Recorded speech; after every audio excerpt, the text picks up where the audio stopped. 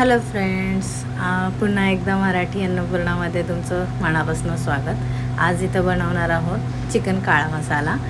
त्यासाठी मी इथं 2 कांदे घेतलेत, ते आपल्याला फोडून घ्यायचेत। हाताने फोडता येत नव्हते म्हणून मग मी वरवंटा घेतला आणि त्याच्याने फोडले आणि असं ते फोडून घ्यायचे छान।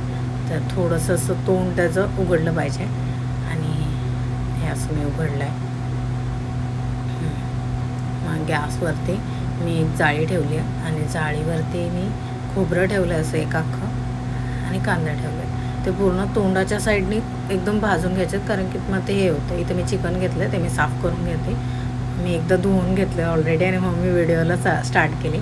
मग मी अजून एकदा परत धुते आहे, एकदम स्वच्छ करून घ्यायचं जेणेकरून जे काही असेल। आणि मी मीठ टाकते त्याच्यामध्ये।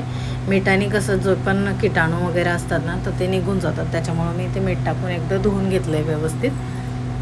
ते झाल्यानंतर मी ते साईडला ठेवून दिले। मग आपलं जे वाटण होतं ते कांदा आणि खोबरं एकदम छान भाजून झालं, एकदम मस्त भाजलं खोबरं। मग मी ते काढलं एका प्लेटमध्ये, तुम्ही बघू शकता। असं मोठं चिरून घ्यायचं, कारण की आपल्याला हे वाटूनच घ्यायचं आहे त्याच्यामुळं। मग मी कांदा आणि हे खोबरं हे करून घेतलं आहे।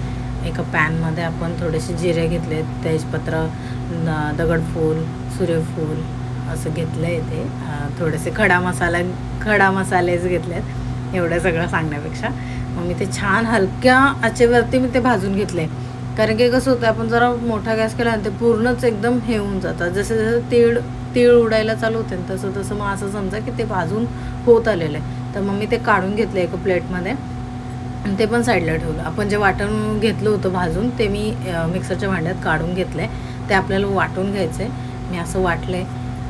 मग तो आपला जो खडा मसाला आहे तो व्यवस्थित तो पण वाटला आहे। आणि मी इथं कोथिंबीर घेतली आणि लसणाच्या पाकळ्या घेतल्या, डायरेक्ट लसूणच घेतला आहे तो। आणि कोथिंबीरच्या अशा दांड्या घेतल्यात खालच्या, तर त्याच्याने पण स्वाद येतो। तर असा मसाला हा वाटून मी घेतला आहे, तुम्ही बघू शकता। आणि तो मी एका डब्यामध्ये स्टोर करून ठेवणार आहे। तुम्ही हा 2 ते 3 या 4 दिवस तरी अंदाजे तुम्ही असं ठेवू शकता, फ्रीजमध्ये स्टोर करून ठेवू शकतो हा पण मसाला। जेव्हा पण तुम्हाला कधी वाटलंच तर तुम्ही करू शकता। मग इथे गॅस मी चालू केला आणि त्याच्यावरती कढई ठेवली आहे। कढई एकदम छान अशी तापली की त्याच्यामध्ये आपल्याला तेल घालायचं आहे। मी तेल घालून घेतलं आहे असं, थोडासा कढीपत्ता टाकला आहे मी। आणि आपण जे चिकन धुवून घेतलं होतं ते आपण त्याच्यामध्ये सोडायचं आहे। तेच बघा, आपल्याला ते फ्राय करून घ्यायचं आहे, कारण की त्याचा जो पण स्वाद आहे ना त्या तेलामध्ये उतरला पाहिजे म्हणून ते पूर्ण असं मी भाजून घेतलं आहे। थोडा वेळ मी त्याला झाकून ठेवणार आहे, तर तुम्ही बघू शकता असं। एक 5 मिनटासाठी मी झाकून ठेवलं आहे, तुम्ही लगेच काढून ते बघू शकता। थोडंफारचं तर चिकन कसं लगेच शिजतं, मग त्याला काय एवढं वाटत नाही, म्हणून मग मी असं एकदा फ्राय करून घेतलं आहे छान। परत हलवून घेतलं आहे त्याला आणि मग ते आपल्याला काढायचं नाही आहे कशात, त्याच्यामध्येच आपल्याला आपण जो मसाला वाटलं होतं तो टाकायचा आहे। ह्याच्यामध्ये आता खोबरं, कांदा वगैरे सगळं आहे, तर त्याच्यामुळं मी 2-3-4 चमचे तर मी ह्याच्यामध्येच घातलेत। आणि मग थोडीशी हळद घातली आहे आणि चवीनुसार तुम्हाला लागेल तसं मीठ आणि असं घातलं आहे। आणि माझा गावचा मसाला आहे तो मी थोडासा टाकला, तो पण खूप तिखट असतो त्याच्यामुळे असं आपलं हे आहे। आणि मी थोडंसं किचन किंग म्हणलं की ट्राय करूया, तर मग मी तो पण ट्राय केला आहे। तर खरंच खूप म्हणजे छान झालं होतं ते, आणि तुम्ही एकदा खरंच बघू शकता।